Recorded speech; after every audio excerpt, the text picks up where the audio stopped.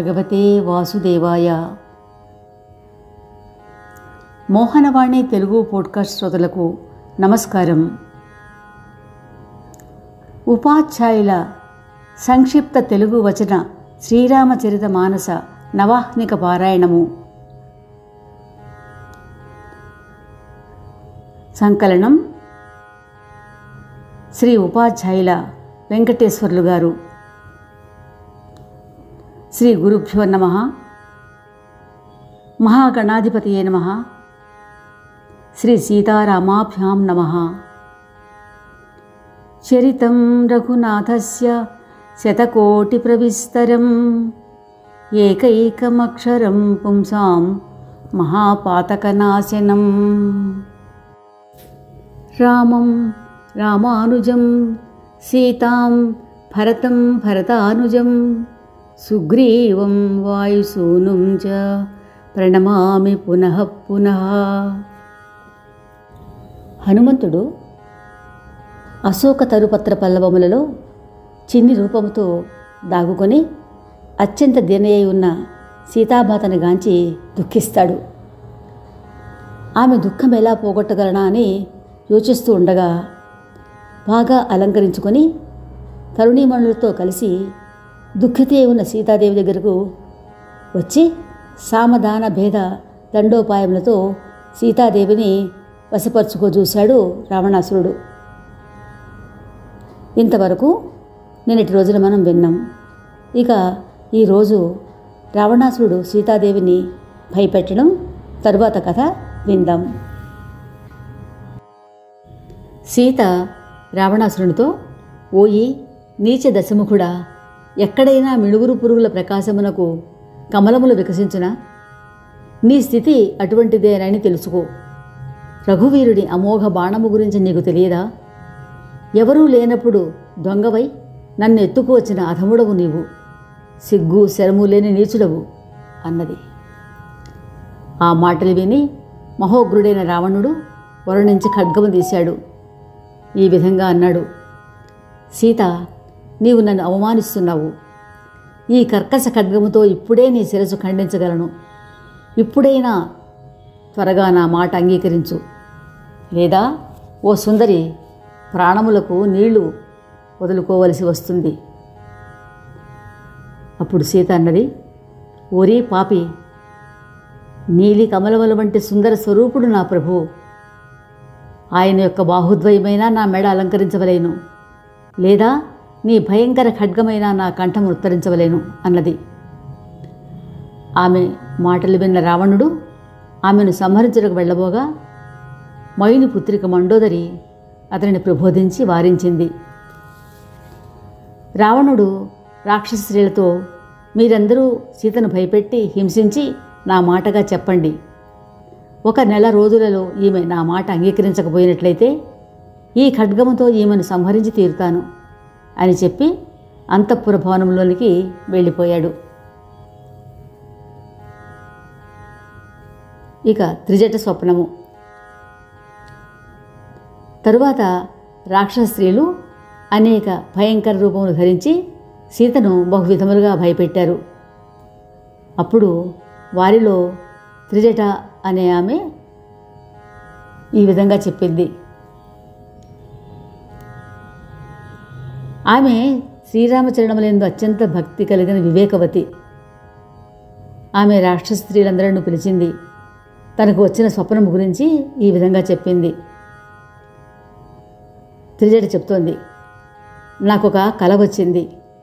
ఆ కలలో ఒక వానరం వచ్చి లంకానగరమును భస్మీపట్లము చేయుట నేను చూశాను. రాక్షస సైన్యం అంతా సంహరించబడింది. రావణుని 20 చేతులు ఖండించబడ్డాయి. అతడు తల గొరిగించుకొని దిగంబరుడై గార్ధపమెక్కి దక్షిణ దిశగా వెళ్ళిపోయాడు. లంకారాజ్యము విభీషణుని వశమైంది. నగరమంతా శ్రీరామచంద్ర ప్రభువునకు జయజయధ్వానములతోటి మార్మోగిపోయింది. అప్పుడు శ్రీరామ ప్రభువు వచ్చి సీతను తన వద్దకు పిలిపించుకొని తీసుకుని వెళ్ళాడు. నేను నిశ్చయముగా చెప్తున్నాను, నా ఈ కల కొద్ది రోజులలో నిజము కాబోతూ ఉన్నది. కాబట్టి మీరందరూ సీతాదేవికి సేవలు చేసి శుభములు పొందండి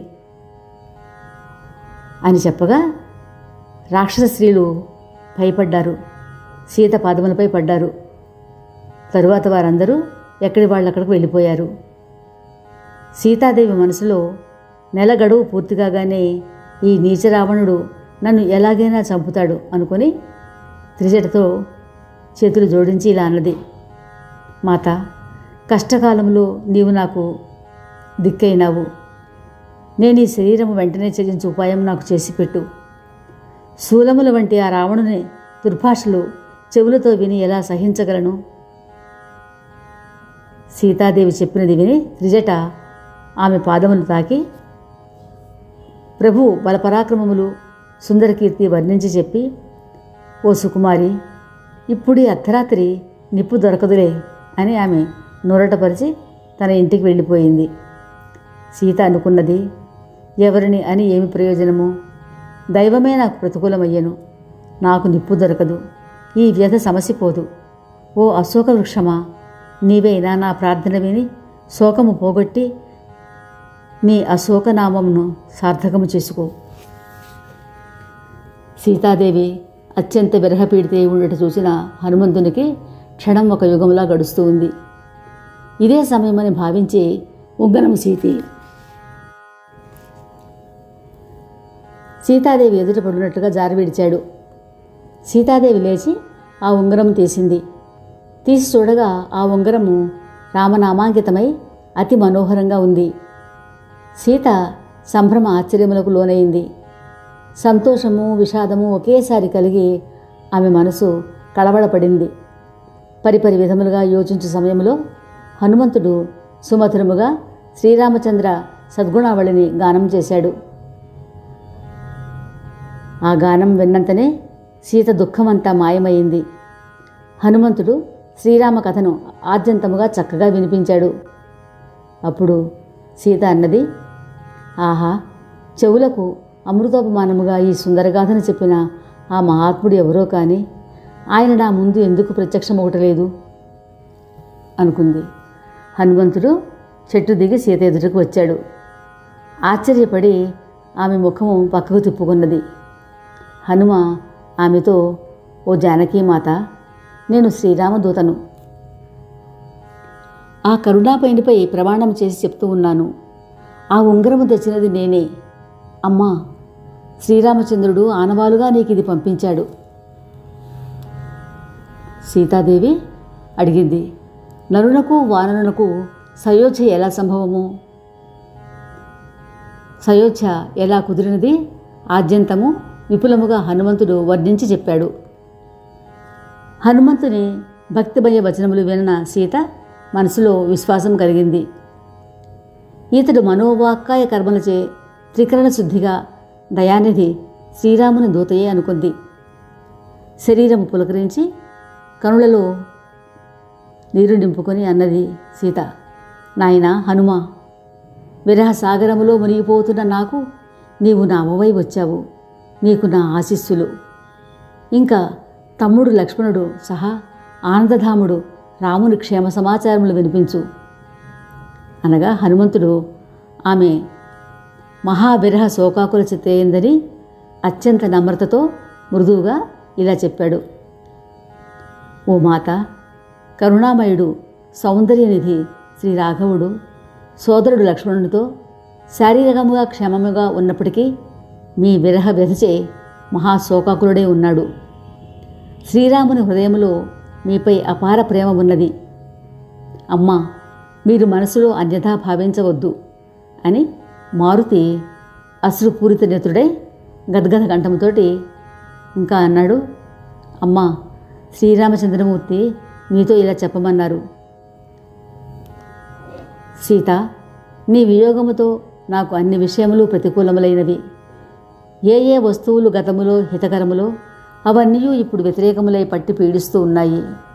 మనసులో దుఃఖము కావలసిన వారితో చెప్పుకున్నచో బాధ కొంత ఉపశమిస్తుంది. కానీ నేనెవరితో చెప్పుకోను? దీనిని బట్టి నీవు నా ప్రేమాతిశయమును అర్థం చేసుకో. స్వామి సందేశం విని జానకి ప్రేమ నిమగ్నమై పరవశము చెందింది. హనుమంతుడు అప్పుడు, ఓ మాత, నీవు హృదయంలో ధైర్యం వహించు, దాసపోషకుడైన రఘురాముని స్మరింపు, శ్రీ రఘువీరుని మహిమ మహామహిమ తెలుసుకొని నా మాటలు నమ్మి పిరికితనము విడిచిపెట్టు. శ్రీరామచంద్రునికి మీ వార్త తెలిసినంతనే ఆయనక విలంబము ఏ మాత్రమూ చెయ్యరు. త్వరలో శ్రీరామప్రభువు వానర సైన్య సమేతముగా ఇక్కడికి వస్తాడు. రాక్షస సంహారం చేసి మిమ్మలను తోడుకుని వెళ్తారు. నారదాది మునులు ముల్లోకములలో శ్రీరామగానం చేస్తారు. అప్పుడు సీతాదేవి అన్నది, కుమారా, మారుతి, వానరులంతా నీవలే ఇంత చిన్న శరీరధారులే ఉందిరా. నీ వంటి చిన్న చిన్న కోతులు మహాకాయులైన రాక్షసులను ఎలా సంహరించగలరు? నా మనసులో సందేహమయ్యా అన్నది. అప్పుడు హనుమంతుడు అత్యంత బలోపేతమైన మహా తేజస్వంతమైన మేరు పర్వత సమాన బృహదాకారమును చూపించాడు. ఆ విశాల కాయమును చూసిన జానకీమాత మనసులో విశ్వాసం కుదిరింది. తన మహాకాయమును చూపించి మారుతి మరలా సూక్ష్మరూపం ధరించి ఇలా చెప్పాడు, మాత, వానరులము బుద్ధిబలము తెలివితేటలు అంతగా ఉండవు. కాబట్టి ప్రభువు కటాక్ష మహిమతో అతి చిన్న సర్పము గరుత్మంతుని మింగివేయగలదు. దుర్బలుడు మహాబలవంతుని సంహరించగలడు. హనుమద్వాణి విని సీతాదేవి హృదయంలో ఎంతో ఆనందము సంతోషం కలిగింది. ఆమె ఈతడు శ్రీరాముని ప్రియదాసుడు అని తలచి, నాయనా, నీవు అమిత బలశాలివై సుశీలుడివై వర్ధిల్లు. శ్రీ రఘురాముడు నీపై అపార కృప చూపునుగాక అని ఆశీర్వదించింది. శ్రీరామకృప అను మాట చెవిని పడగానే హనుమ పరిపూర్ణ ప్రేమ నిమగ్నుడయ్యాడు.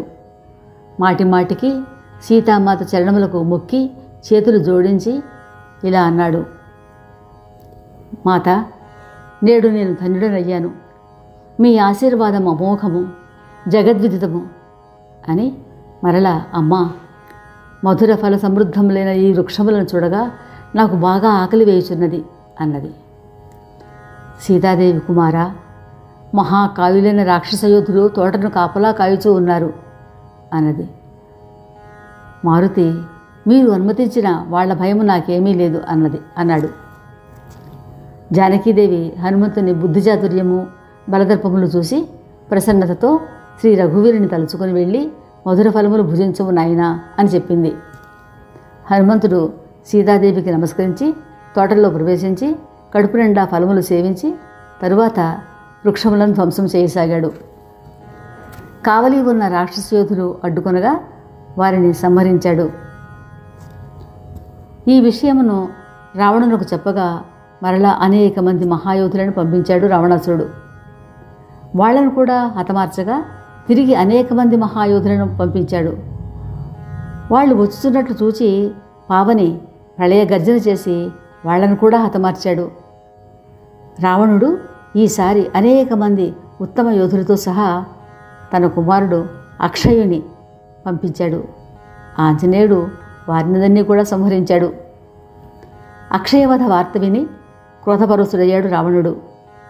తన జ్యేష్ఠపుత్రుడు మహాయోధుడు అయిన మేఘనాథుని హనుమంతునిపైకి పంపుతూ, పుత్ర, అతనిని చంపవద్దు, బంధించి తీసుకునిరా అన్నాడు.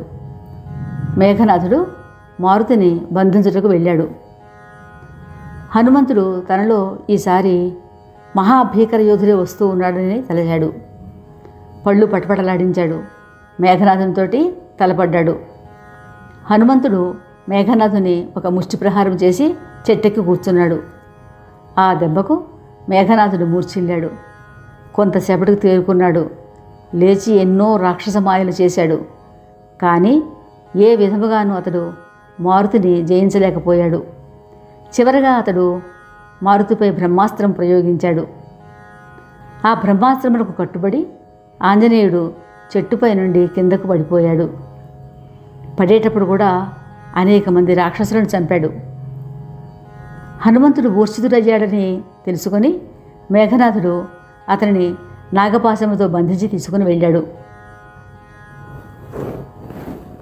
శివుడు చెప్తున్నాడు, భవానీ, ఎవరి నామము స్మరించినంత మాత్రమున వివేకశీలులైన మానవులు ఈ జనన మరణ రూప భవబంధములను తెంచగలుగుతున్నారో ఆ ప్రభు శ్రీరాముని దూత ఏ బంధముచే గాని బంధితుడు అగునా? కాడు. కానీ ప్రభు కార్యము నెరవేర్చుటకే హనుమంతుడు ఇలా బంధితుడయ్యాడు. రేపు ఇదే సమయానికి హనుమ రావణ సంవాదం మన మోహనవాణి ద్వారా విందాం.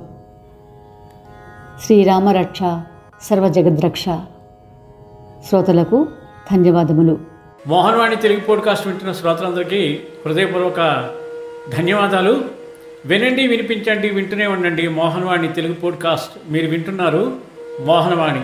మా కార్యక్రమాలు మీకు నచ్చితే ఇప్పటివరకు మా ఛానల్కి సబ్స్క్రైబ్ చేసుకోకపోతే వెంటనే ఈ క్షణమే సబ్స్క్రైబ్ చేసుకుని ఆ పక్కనుండే బెల్ బటన్ని మ్రోగించి అందరికీ షేర్ చేసి మీ విలువైన కామెంట్ను కూడా చేసి మమ్మల్ని ప్రోత్సహిస్తారని కోరుతున్నాను.